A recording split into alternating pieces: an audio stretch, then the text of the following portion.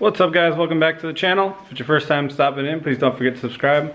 I'm having a little friendly battle with some of my friends who also do YouTube to get to 1,000 subscribers, so please, if you haven't subscribed, do that. I'll probably do like a celebration burnout or something with the S13 as long as we don't lose. So if you want to see a sweet burnout, hit the subscribe button. But we'll get into the video. It's been a long, crappy, cold winter.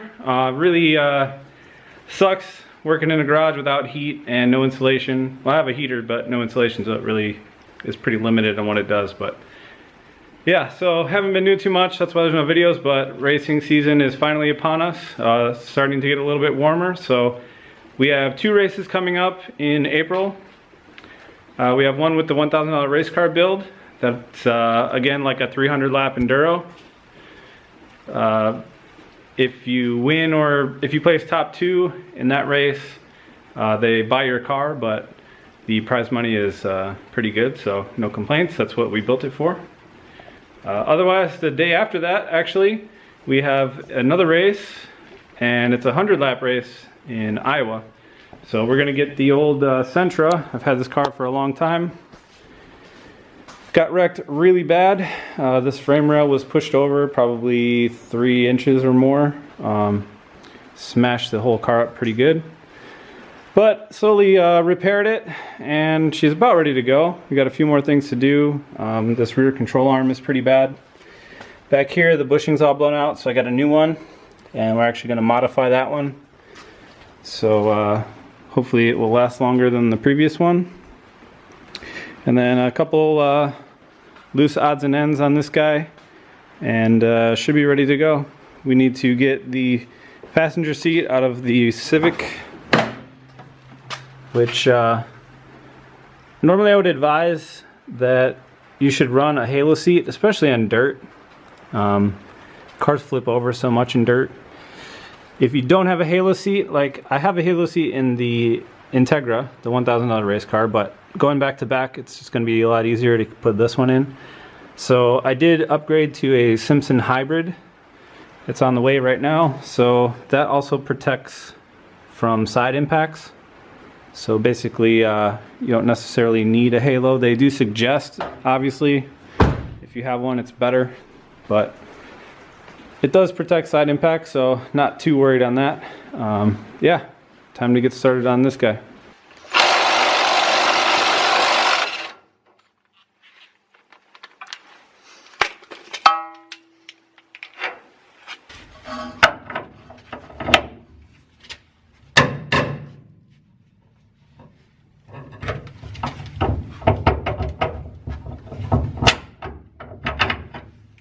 Alright, so I got the old arm off. There it is compared to the new one. As you can see, it was quite a while ago actually. This end, I think it was first. It actually ripped off, like this weld here at the end broke. So I just quick patched it up and boxed the end in. And then it was good from there. So what we're going to do is we're going to knock the paint off of the new one and basically box in the end just like we did on this guy, and that way this doesn't rip off and then make your car super loose, which is what happened to me. Some of the dirt tracks get pretty rough, and these B13 Sentras are not really made for that kind of off-road stuff. So this is one of the pieces. If you do have one of these Sentras like a B13, you definitely want to actually box the ends in like this. It will help this arm live a lot longer. So I got some 1-inch flat stock here. We're just gonna basically take, I think it was about 1.5 inches there length, and cut that off and then weld it on the end there. So we'll get to doing that.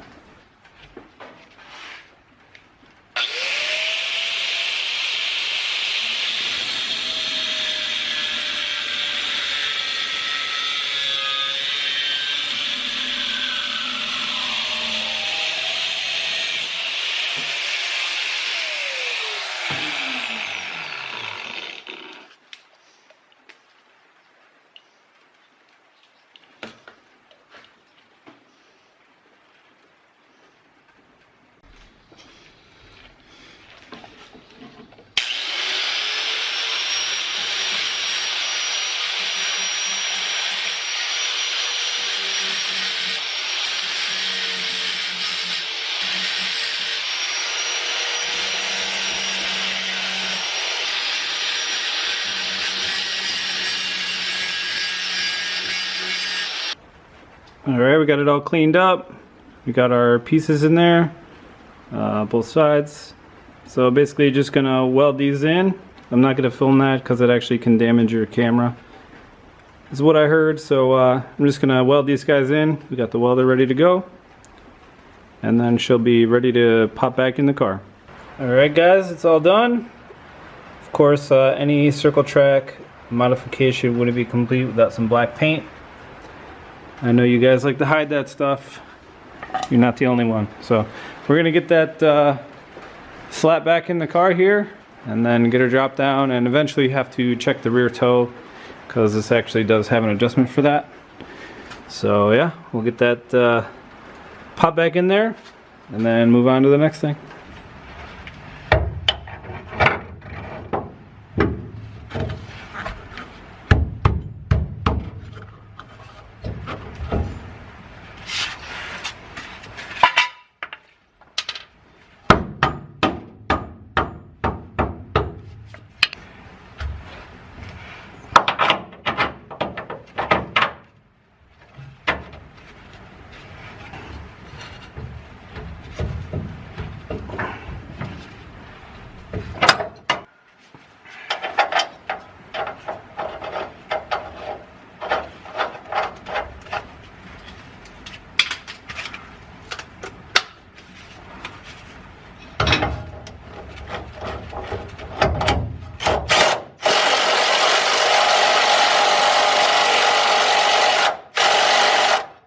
Alright, we're going to do the seat next. So I already pulled the belts through.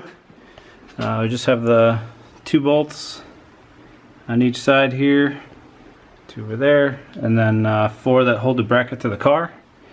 And then there's already mounts in here, which you should always build the structure off of the roll cage if you can.